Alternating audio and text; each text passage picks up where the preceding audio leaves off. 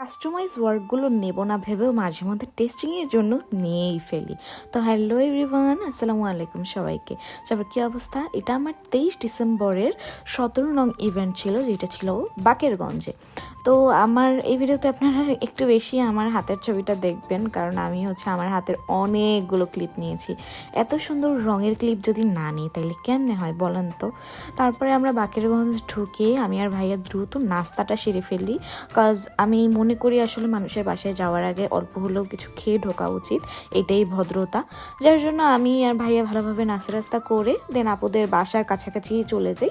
আপুর বাসা খুঁজে পেতে আমার তেমন কোনোই সমস্যা হয় নাই, অ্যাজ আপু আমাকে লাইভ লোকেশন দিয়ে দিয়েছিল। আপনারা যারা আপকামিং ব্রাইড আছেন কাইন্ডলি লাইভ লোকেশন শেয়ার করবেন, এতে আমাদের রাস্তা খুঁজে পেতে সুবিধা হয়, কোনো অসুবিধা হয় না। তো আমি গিয়েই আপুর যে ডিজাইন দুইটা ছিল আফরিজ হেনা অ্যান্ড আর্ট বাই অনন্ত থেকে, ওই দুটা দেখিয়ে নিচ্ছি আপনাদের। এই দুইটা ডিজাইনই আপু দিতে চেয়েছিলেন অ্যান্ড আমি ট্রাই করেছি ওইরকমভাবেই দেয়ার, অ্যাজ প্রত্যেক আর্টিস্টেরই একটা আলাদা হাতের কাজ আছে, তারপরও ওই ডিজাইনই নিজের মতো করে ক্রিয়েট করাটা আসলে আলাদা।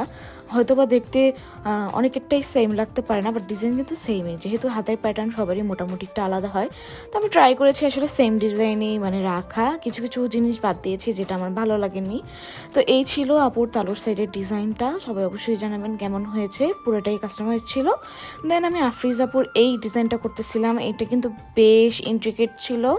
তো আমি ট্রাই করেছি প্রপারলি করার। আমি এখানে তেমন কিছুই চেঞ্জ করিনি, উপরে একটু কিছু চেঞ্জ করেছিলাম। অ্যান্ড অলরেডি আপুর হাতে কিন্তু কালার চলে আসছে, আপনারা সবাই দেখতেছেন। আর আপুর হাতটা বেশ লম্বা চওড়া ছিল, দিয়েও মজা পেয়েছি। আর এই মোমেন্টে একটা খুশির সংবাদ আসে, সেটা আমার অনার্স ফার্স্ট ইয়ার আমি খুব ভালোভাবে পাস করতে পেরেছি, আলহামদুলিল্লাহ। আমি তো ভেবেছিলাম যে আমি হয়তো বা এবার পাস করতেই পারবো না, অ্যাজ আমি পড়াশোনাই করতে পারিনি, কিন্তু আলহামদুলিল্লাহ আমি পাস করতে পেরেছি। সবাই আমার জন্য দোয়া করবেন। তো এই ছিল আপুর উপরের পাশের ডিজাইন, মাশাআল্লাহ অনেক সুন্দর লাগছিল, যেহেতু অনেক বেশি ইন্ট্রিকেট। সো আমি ট্রাই করেছি ওইভাবেই করার, বাকিটা আল্লাহ জানে আপুর কেমন কি হয়েছে। আপু তো বললো অনেক পছন্দ হয়েছে। দেন আপু আমাকে বিয়ের কার্ড দেয় অ্যান্ড দাওয়াত দেয় 25 তারিখে, বারবার করে বলে দেয় যেন আমি 25 তারিখ যাই। বাট আমি তো জানি যে আমার ওদের কি ইভেন্ট আছে, আমি যেতে পারবো না। তারপরও আমি বলে আসছি যদি পসিবল হয় আমি ইনশাল্লাহ দেখা করে যাব, বাট আনফর্চুনেটলি আমি যেতে পারিনি। তো আমার অনেক বেশি ক্ষুধা লাগছিল, যার জন্য আমাদের চৌমাথার এই চিকেন চাপটা খাই আমি। তারপরে এই যে দেখেন আমাদের হাতের কালার, মাশাআল্লাহ অনেক বেশি সুন্দর ছিল। যাই হোক, আমার ইভেন্টটা এখানেই শেষ করছি। সবাই ভালো থাকবেন, সুস্থ থাকবেন, দেখা হবে অন্য কোনো এক ব্লগে। আজকের মতো আল্লাহ হাফিজ।